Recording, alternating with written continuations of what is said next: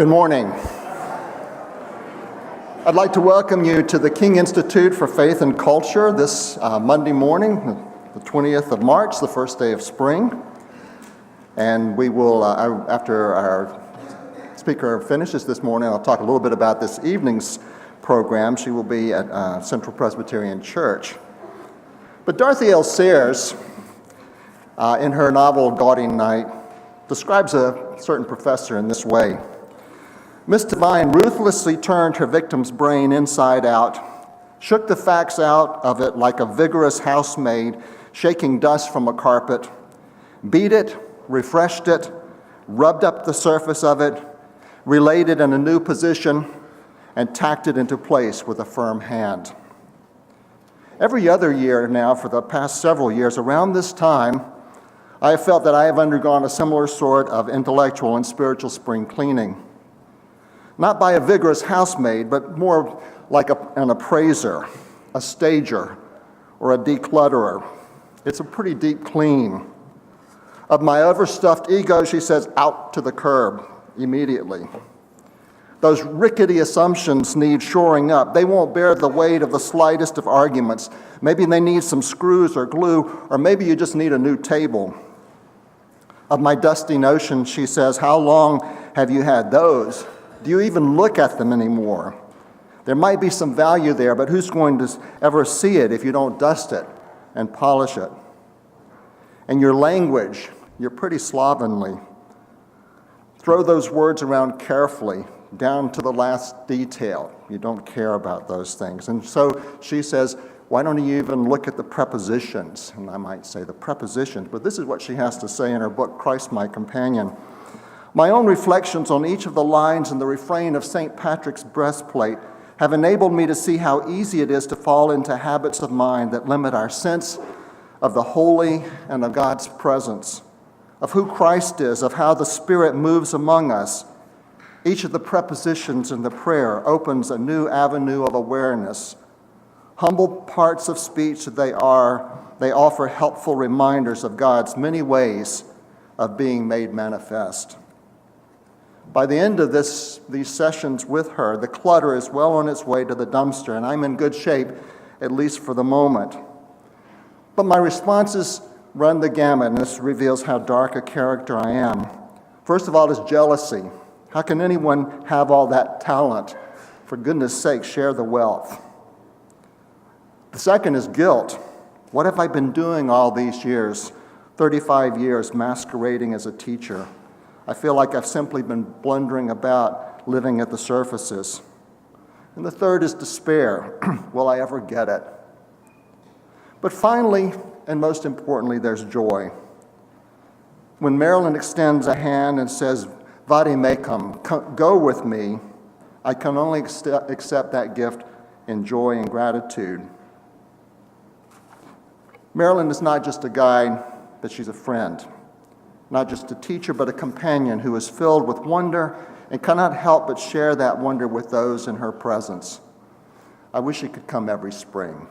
It gives me great honor to introduce to you Marilyn Chandler McEntyre.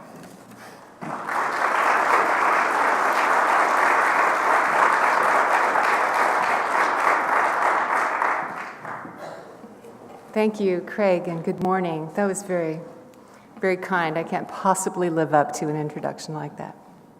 It's such a pleasure to be back here in this beautiful campus on a beautiful morning. It's colder than it gets where I live. I called my talk this morning, Called to Clarity, Staying on Course in a Discourse of Confusion. The discourse of confusion generally refers to the public conversation we find ourselves in this season. In many classes over the years, I have invoked Kenneth Burke's observation that literature is equipment for living. I love that phrase. And St. Paul speaks about the disciples' work as equipping the saints. Our job, those of us who write, those of us who read, or who have the privilege of entering into public conversation, and that's everybody in this room, is similar to equip each other with words that help us navigate the historical moment we've been called into. Our times are in God's hands. Those are words from an Episcopal prayer that I love. But our times are also in our hands. Polarized political parties, the water crisis, racism, global poverty, climate change, you could continue the list. These are the conditions that where we're called to work out our salvation with the Spirit who, even in the midst of human squalor, makes all things new. So I'd like to consider this morning, in the time we have, how some of our best contemporary wordsmiths can help us use our words to be better readers and writers and partners in public conversation. In other words, how do the writers we're reading now help us with what we have to do and work out in the conversation we're conducting? The airwaves, as you know if you turn on your radios or get online, are full of voices shouting at each other from opposite sides of a widening chasm. The battle lines run right down the center aisle, not just of Congress, but of churches. Congregations are split over how to worship, what the Bible really means, and how to respond to the incursions of secular culture. George Orwell claimed that one of the basic reasons writers write is to make a political claim or to influence political life. He used a definition of politics that I want to appropriate. It's a very wide understanding of what is political, which is that politics is where we work out how to live together without killing each other. In fact, it's impossible not to write politically, since public conversation is charged with political associations that are inescapable to those who have ears to hear. Ordinary words like right, or duty, or moral, or normal, that's a big one, or great, or nation, come to our lips and ears with a host of personal and cultural associations that give them weight and color. Speaking is not a politically or theologically neutral act, any more than voting or buying, or I might even say eating. I'm really interested in food systems. Every time you eat, it's a political act. And while that's always true to some extent, the charge that words carry is intensified in a climate of widespread verbal promiscuity and word wars, which we're in. So our challenge as writers and speakers and people of faith is to maintain civil discourse in that climate and to help ensure that there are safe places and ways to work out our differences using our words. Richard Mao, the former president of Fuller Seminary, in his book about civility, said this about civility. One of the real problems in modern life is that people who are good at being civil often lack strong convictions, and people who have strong convictions often lack civility. We need to find a way of combining a civil outlook with a passionate intensity about our convictions. The real challenge is to come up with a convicted civility. It's a phrase worth hanging on to. So one way to meet those challenges is to look around and find the people who model convicted civility for us, people who manage to stay both politic and prophetic in the midst of well-paid marketing and messaging. I'm still on the lookout for writers who seem to me to be particularly effective in speaking truth to power, speaking for the poor, speaking up when it's needed, speaking out for those who are silenced, and speaking for the rest of us when they are the ones in a position to do so and who recognize that call when it comes. And you will be in a position to do so, and the call will come. So we need to learn what they can teach us.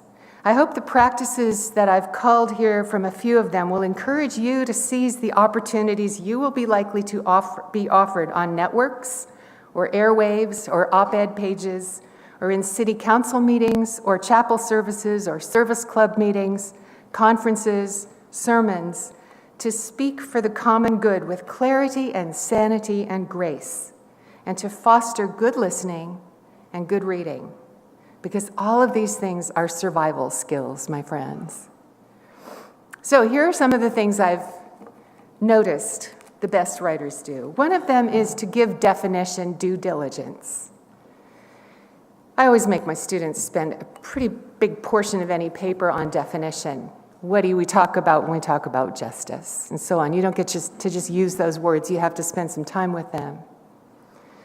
What you mean by liberal may not be what I mean. You and I might differ on what constitutes a crisis. And Christian, especially when it's used as a market label for books or leadership programs or colleges, is a very slippery term. I often think of the title of Raymond Carver's poem, What We Talk About When We Talk About Love, as a helpful reminder to pause and reflect and redefine those terms whose ordinariness allows us to forget their richness and complexity.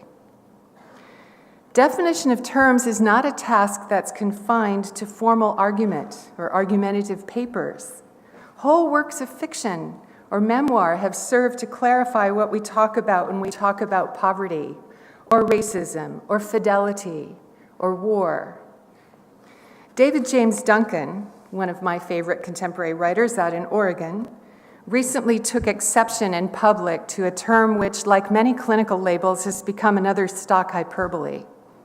When an interviewer asked him about his, quote, obsession with fishing, he replied, "I don't mean to mess with your magazine's theme, but to be honest, I don't consider fishing an obsession.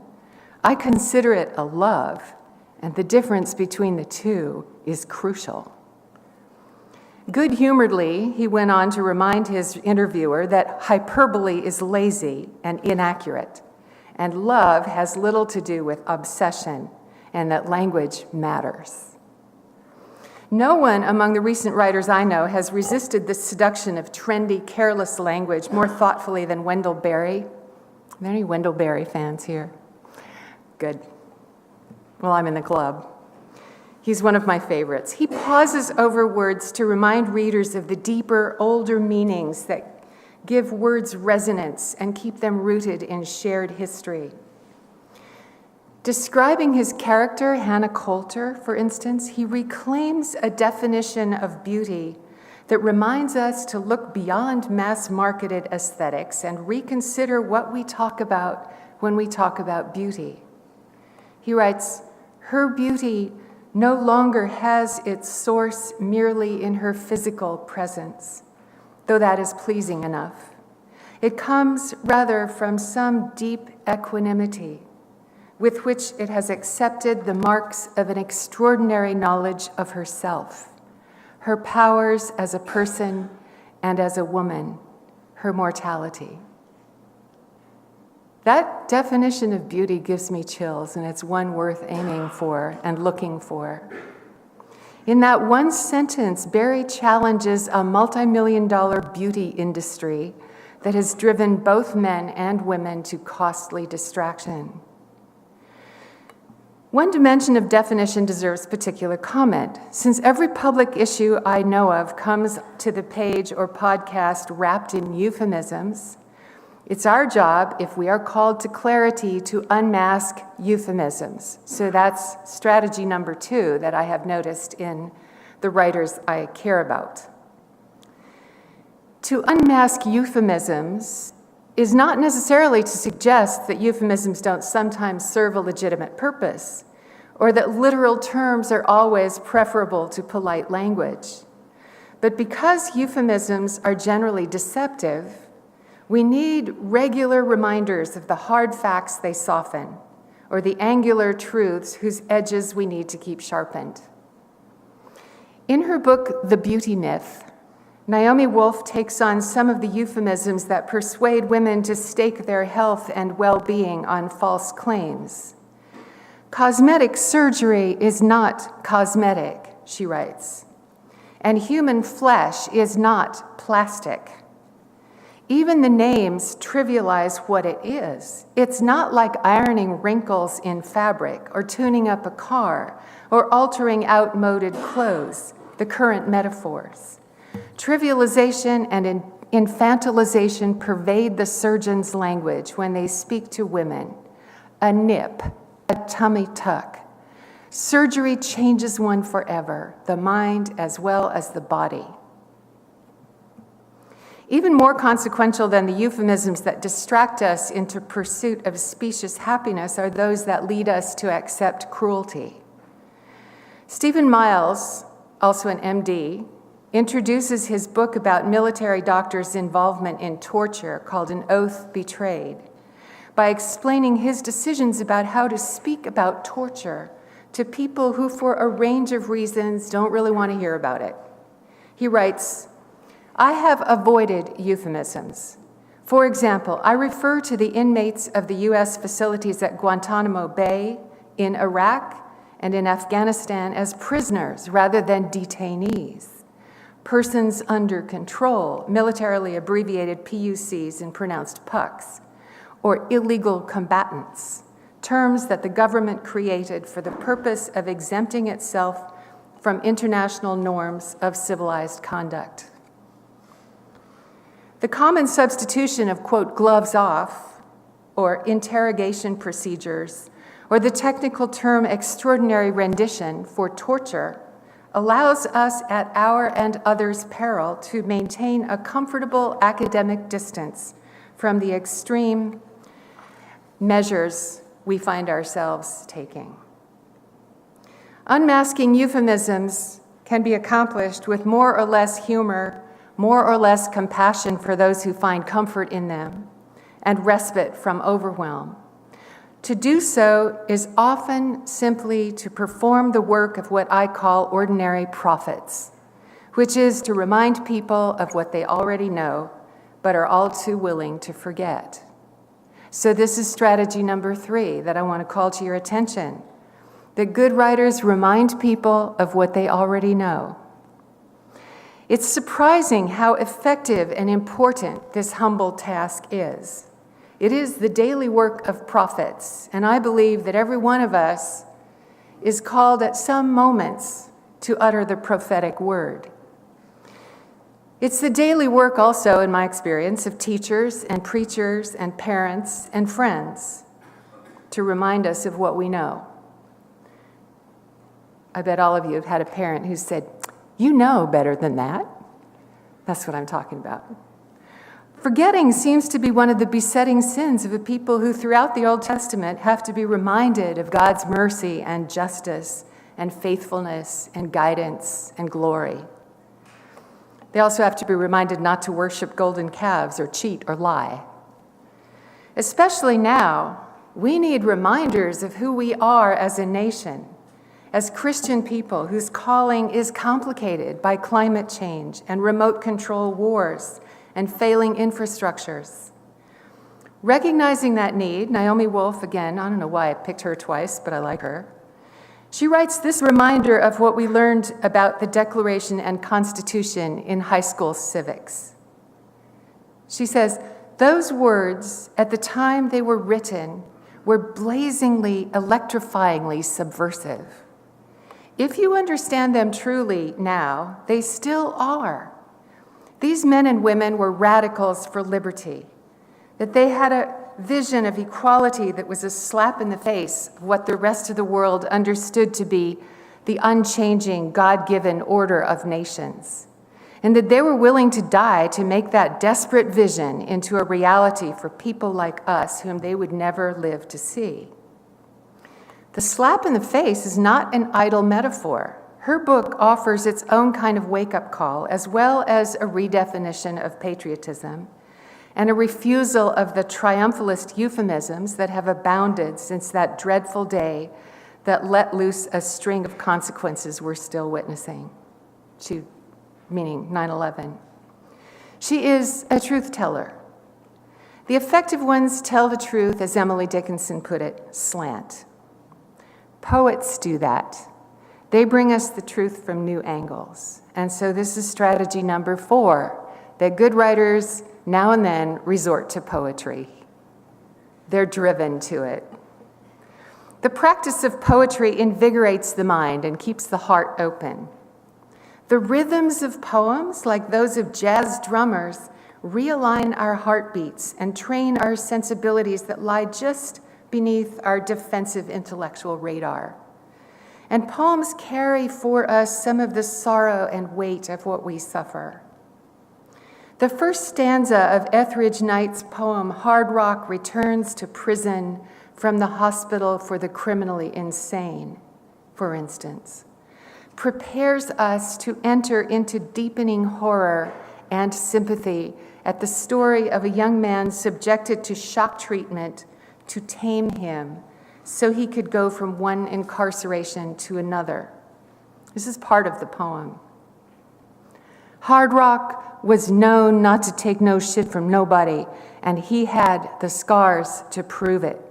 Split purple lips, lumped ears, welts above his yellow eyes, and one long scar that cut across his temple and plowed through a thick canopy of kinky hair.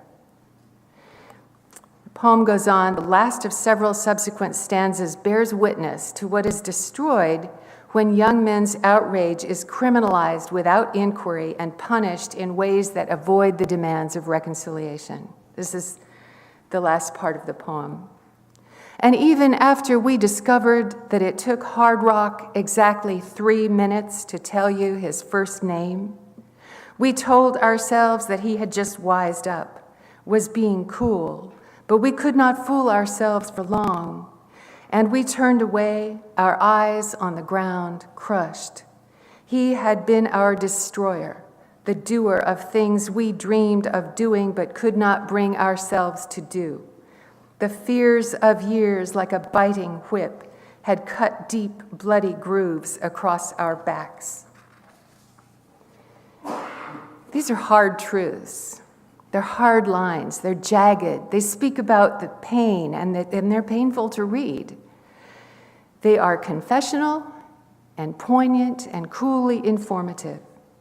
Those of us who practice poetry, and by that I mean reading it and writing it, in relatively peaceful places like classrooms or writing groups or cluttered studies, need to keep an ear open for the poetry that comes from the streets, where it's fueled by a rage we can't afford to dismiss, not because it's dangerous, but because it's a life force. But rage isn't worth anything without facts. And so this is strategy number 6 that I want to call your attention to, the good writers pay attention to, which is find facts and check them. This is getting harder to do. Don't raise your voice, Archbishop Tutu wrote. Improve your argument. This is like what my brother taught me about tennis when I was trying to develop a power serve. He watched me for a while and he said, you know what? Accuracy is a lot more important than power. That stayed with me. Finding and checking facts is one main path to improvement. Naomi Klein, another writer I highly recommend to you, Canadian, whose books on sweatshops, economic inequities, capitalism, and climate change offer a valuable model of fact-based writing to those of us who are trying to interpret the huge slag heaps of information that accumulate daily in what we call the news. She can tell you the cost of the tar sands pipeline, that in 2007, the 3 major networks ran 147 stories on climate change, and that in 2010, that number had dropped to 32. She's good at putting numbers together with a good many others and assessing their implications. More than an investigative reporter or an economist, which she is by training, Klein writes and speaks about some of the most threatening, controversial events of our time. The facts she marshals and documents gather into patterns. She laces them with dates. She interprets public events in light of economic realities that are often carefully shielded or spun to prevent exactly what she's doing. She makes no facile accusations, but she does make some informed ones, stripping the sheep's clothing away from the naked greed that often shapes economic policies and trade agreements. She's done due diligence, a lot of it. She cross-checks, she provides evidence, and she explains her inferences, and she gives her sources. She honors the complexities of the problems she explores, and she invites her readers to do the same. And so that is strategy number 7, that good writers honor the complexities. Complexity is not the opposite of clarity. As columnist Ellen Goodman once said, the bottom line is always, it's not that simple. I wish all our journalists believed that. To speak with integrity in the public square is to insist on more than a soundbite or a tweet. To insist that there are more than 2 sides to an argument, I get so tired of hearing that. There are at least 360 sides to an argument. To insist that authentic debate move beyond either-or questions, or 3-point plans, or slogans, is to honor the complexities of what we need to talk about. One of the arts the reading public most needs to applaud in good writers is the craft of simplifying without dumbing down. This is an assignment I give to pre-med students sometimes. I work a lot in medical circles these days, and one of their assignments is to take a complicated biochemical process and explain it for a patient who's afraid and needs to make a decision. And we talk a lot about simplifying without dumbing down. Those are 2 different things, and simplifying is hard. That means making something accessible without avoiding its complexity. Good popularizers are servants of truth and faith and democracy. They make it possible for those of us who haven't had a chance to study physics or Hebrew or medicine to consider the merits of space travel, or the ambiguities of scripture, or the trade-offs among treatment plans with some basis for opinion and choice. I particularly admire Oliver Sacks' clinical tales. Any Oliver Sacks fans here? He's one of my favorites too. For the window those tales provide on neurological disorders. And I admire Jeremy Begbie's elegant excursions into music theory for those whose worship is song. And Eugene Peterson's paraphrase of the Bible for the way it reinvigorates the sacred texts for so many people. These are all writers who translate for the common reader with a deep commitment to honoring the complexities of what they represent. I also think, since I work these days in a medical school, of the way patients who write or speak up and speak out keep doctors and medical decision makers accountable by reminding them of the complexities of the experience of illness. As medicine is increasingly driven by insurance companies' bottom lines, it becomes more urgent for medical practice to be informed by people's messy, engaging, and tangled stories. One of my favorite poets, Karen Pfizer, for instance, who's been through many medical traumas, writes these lines about a surgery that left her in great pain and aware that she was beginning a life of chronic pain. And these are part, again, of a longer poem. She writes, "I went to sleep one woman, silken, magic, strong, my life full of intelligence, bravura episodes and turns of phrase. I woke up all stitching and sorrow, with a silence around me like the endless quiet at the edges of a late Rembrandt self-portrait. Time spent in pain exists absolutely without structure, demarcation, or relief. It is all one color, like winter's rainy sfumato inscriptions on gray. Meanwhile, the other life, the inner life, goes on unwitnessed, the shadow a tree makes on a wall, rippling like water."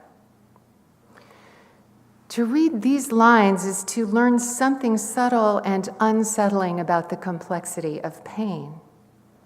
The disorientation, the alteration of the sense of self, the isolation, may not be dimensions of pain that medical training can adequately address.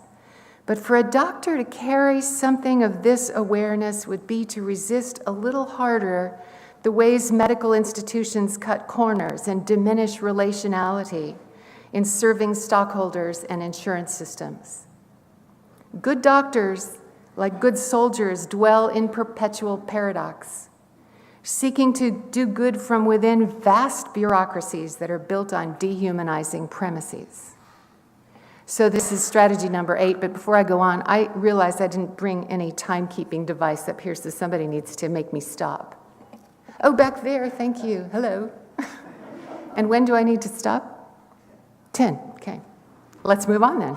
Next strategy is to deal in paradox. Get comfortable with paradox. You're probably familiar, at least all you English majors out there, with Keats' term negative capability, which is the capacity of what he called the poetic mind to dwell in ambiguity or paradox without straining after resolution. Just live with it. So good writers live with paradox and they use it. And we do too. War, for instance, involves us all in paradox. To write about war is to take on one of the most powerful myths as well as the most powerful institutions in American culture. I think we spend over 62% of our national budget on the military. Oh, I just said that in my next line. Here, where we spend 7 times more of our national budget on war than in the next nearest country. The distance between the realities of war and the ways it is documented, commemorated, enshrined, and sanitized has grown since the last declared war, which ended with 2 atomic bombs in 1945. It has become more chronic, less explicable, and more thinly wrapped in ideology since then. There's been plenty of anti-war writing, as well as plenty of writing and filmmaking that perpetuates notions of heroism that have nothing to do with the profiteering that war tends to promote. In his play, The History Boys, subsequently a film some of you may have seen, playwright Alan Bennett articulates the paradox with startling clarity. He writes, "Why do we not care to acknowledge them? The cattle, the body count. We still don't like to admit the war was even partly our fault because so many of our people died. A photograph on every mantelpiece, and all this mourning has veiled the truth. It's not so much lest we forget as lest we remember. Because you should realize the cenotaph and the last post and all that stuff is concerned, there's no better way of forgetting something than by commemorating it." There's a pretty interesting paradox. And it really invites us to reflect on our modes of commemoration. We here means us. All of us are involved. Keeping our communities accountable in the matter of how, when, and whether we sanction violence means being willing to wrestle with the words we use to justify it and the questions we raise. And this is another strategy to look for in the best writers, is that they raise questions that reframe the issues. In the landmark speech she gave in New York in 2002, Arundhati Roy, a very fine Indian writer, you may be familiar with her novel, The God of Small Things, but she has since written many, many political essays. She raised a series of questions that challenged a key term in the public debate that was cresting over the war with Iraq, and refocused that debate for her hearers. She wrote, "But what does the term anti-American mean? Does it mean you're anti-jazz? Or that you're opposed to freedom of speech? That you don't delight in Toni Morrison or John Updike? That you have a quarrel with giant sequoias? Does it mean you don't admire the hundreds of thousands of American citizens who marched against nuclear weapons, or the thousands of war resistors who forced their government to withdraw from Vietnam? Does it mean you hate all Americans?" Notice the whole paragraph is, do you notice? It's a series of questions. The final question, of course, is pretty purely rhetorical, but the rest open a valuable avenue of conversation about what this and other loaded terms might mean, how they're used, how they're easily misused. It's imaginative and ironic, and although sharply critical, it's inviting. And the hint of humor that seasons even her darkest talks and political essays bespeaks an imagination that can afford now and then to laugh. Sometimes laughter lights a way through the darkness, while exposing sham and shame and evil. The devil, as Robert Bolt's Thomas More observes, cannot bear to be mocked, so it's good to engage in a little mockery. And here's another strategy that I notice in my favorite writers, that all of them in some way take these public issues and make them personal. The personal is political, that was a slogan I grew up with, and it is, and the political is personal. And that means whatever's on the table in front of us, look at it, consider your own experience, and testify and tell stories. We need each other's stories, and we need our public stories to have human faces. In her 1993 Nobel lecture, Toni Morrison urged her hearers to do this. Make up a story, she says. For our sake and yours, forget your name in the street. Tell us what the world has been to you in the dark places and in the light. Don't tell us what to believe, what to fear. Show us belief's wide skirt and the stitch that unravels fear's call. Easy for her to say, tell stories. She got a Nobel Prize for the ones she told. But it's a generous invitation to everyone and a reminder of what we know, which is that we all have them. We file autobiography with nonfiction, but we all make up our stories in the sense that we find one or more among the multiple narrative paths to trace through the thickets of experience and memory. This is one of the things that happens in good therapy, right? You're invited to retell your story in new ways, and it changes you. Each of those possible paths leads to a different dimension of understanding. So healthy communities encourage those among them to tell and retell and reshape and reframe their stories, learning together to locate them in the much larger story that we're born into and called into and live by. I'm going to skip a little bit here for the sake of, well, no, I'm not. I'm not going to. I think I can do this. Strategy number 10, then, is laugh when you can. Wendell Berry writes in one of my favorites of his poems, laugh. Laughter is immeasurable. Be joyful, though you have considered all the facts. There's a line to hang on to. It's a big challenge. We, of all people who believe in redemption, can afford to be joyful as we share the sorrows of the world around us. So I want to introduce you, if you don't know him, to one of my favorite writers who spreads that joy and quite a bit of laughter while he's talking often about very dark things. And that's Brian Doyle, who's a regular writer for the Christian Century, a poet and prose writer. He offers a lively model of faith and social awareness that allows for laughter. And as a brief instance, I'm going to quote from a few of his 21 laws of nature as interpreted by my kids. 1, if you shake hands with an evergreen tree and the branch bites you, that's a spruce. Insects rule the world, but they don't talk about it. The reason the ocean is salty is because all the animals have been peeing right in it since before there was even time. Dad says all beings are holy in the same proportions except the Los Angeles Lakers, who are demonic.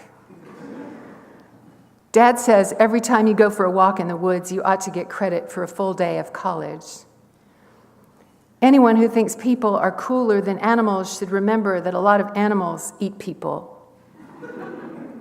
Mom says camping is a way to see God up close, but Dad says God loves us and wants us to shower daily and sleep in a bed. Plants are smart because they can eat sunlight and we can't.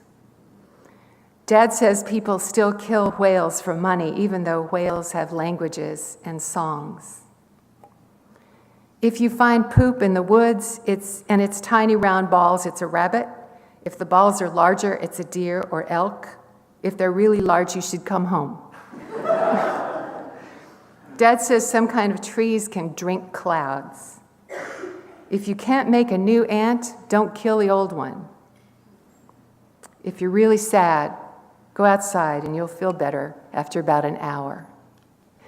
Well, these are amusing and they're sweet, but if you go through them, actually there's quite a bit of important truth in here, and Doyle is really good at that, getting you to laugh and then getting you to look a second time. And that's another mark of very good writing. And the last one I want to mention here is love. Love really is the final word, right? There's a phrase I love from a poem by Edna St. Vincent Millay. She writes about love in the open hand. Love in the open hand, no thing but that, ungemmed, unhidden, wishing not to hurt, as one would bring you cowslips in a hat swung from the hand, or apples in her skirt, I bring you, calling out as children do, look what I have, and these are all for you. I want to end with that because writing, speaking, entering into public conversation, and sustaining lively conversation in private life are all ways of fostering a love relationship with each other and with the Spirit who meets us in our seeking and our imagining. And I think offering is a valuable verb. Our words are an offering to God and to those who matter to us and to those who perhaps don't matter as much as they should. We bring what we have and what we can, given our time, energy, competing commitments, particular gifts, histories, limitations, passions, trying to be obedient to our calling. The call comes through circumstances, accidents, losses, conversations, encounters on the street, dreams, news stories, insults, and other people's insights shared in writings that link us in a network that's more vast than we can map. And we don't have to map it. We just have to stand where we are and where we must and speak about what's given with specificity and humility and boldness, awakened imaginations, gratitude and grace and clarity to which, as writers and readers and speakers and listeners, all of us are called. Thank you.